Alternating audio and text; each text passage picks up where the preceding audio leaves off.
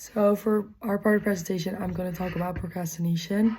So what is procrastination? Procrastination is defined by the voluntary but irrational delay of an intended course of action. It's also known as a behavioral problem. There are some implications for the origin of procrastination, which is genetic relations among procrastination, impulsivity, and goal management abilities. Those all play roles in the creation of procrastination. It's also known as a self-regulation failure, which kind of refers to how to regulate oneself in tasks to make sure you do it on time, which also a very important strategy for learners such as students, because they need to use these strategies adaptively to succeed in their learning process, not just academically, but other learning process as well. Because these all help with cognitive, metacognitive, motivational, and behavioral strategies throughout life.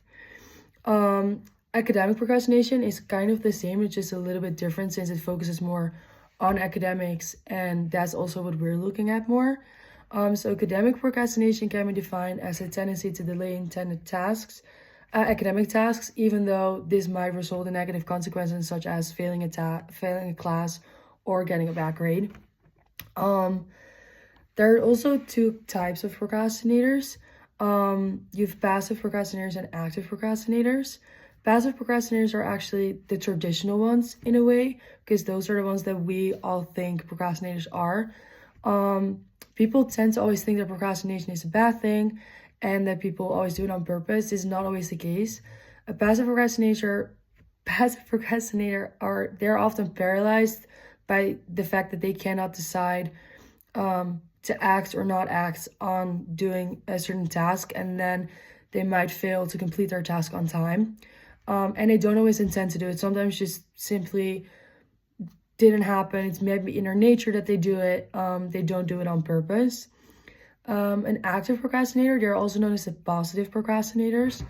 And these are the people that just tend to work better under stress. They just work better when there's a lot of pressure on them. So think about maybe someone working better when they know, oh, I need to submit this in an hour, so I need to get it done now, instead of, oh, I have another week to do it. And these people just simply prefer to work under pressure, and they're still procrastinators, but they are called positive because it's just what someone prefers and it works better for them to procrastinate. As I said before, for some people it's in their nature, they can't really do anything about it.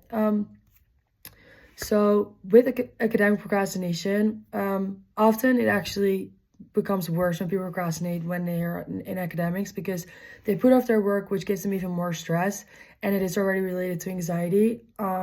So it just adds up on that. It can also affect others, because say you're working a group project and one person in your group is just a really big procrastinator, maybe active, maybe a passive procrastinator.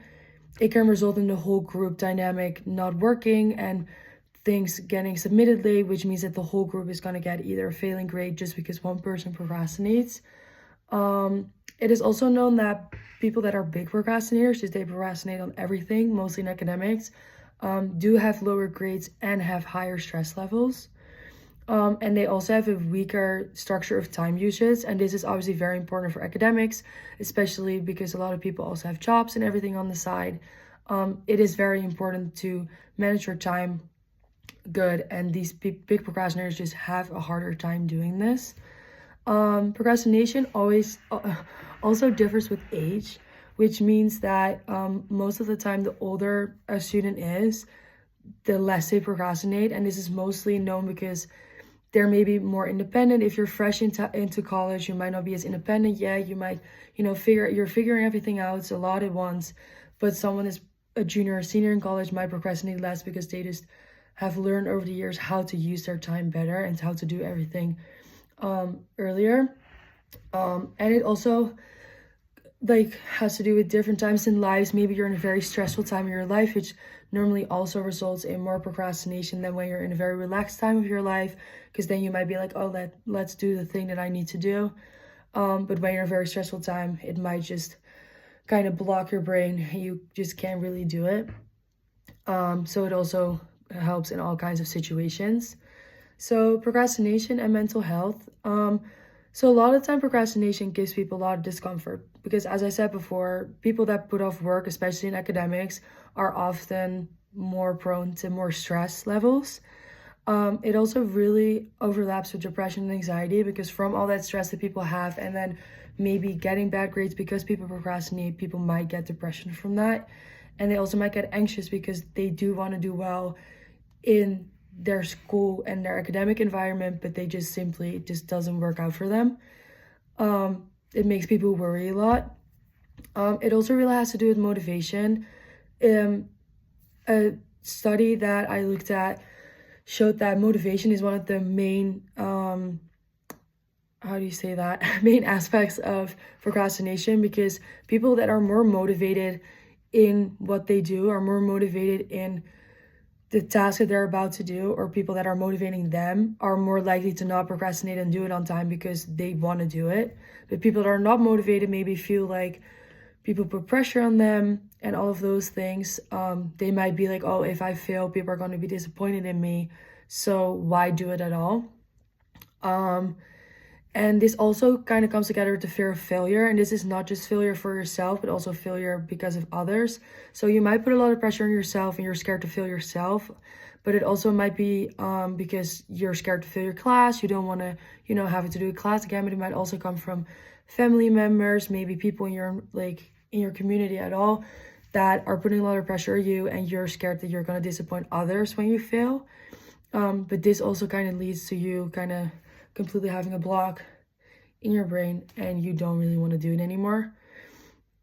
There are some potential positives with procrastination.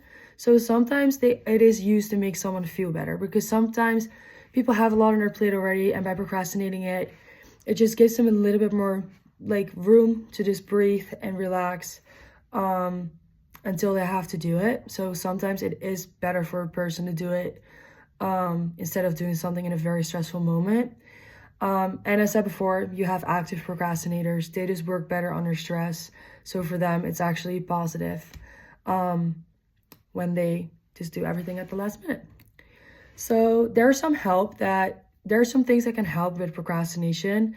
One of them is reinforcement. So reinforcing people to, you did a good job, even if they might have submitted late, even if they submitted it on time, but maybe didn't do the whole thing correctly. Reinforce them that, hey, next time you got it, and all of those things. Reward people for when they do things on time, when all those things. Appreciate people when they already struggle with something like this. Appreciate it when they, do their best. Either way, even if it's not the complete thing. There's also therapeutic treatment. People can go to therapy for these things.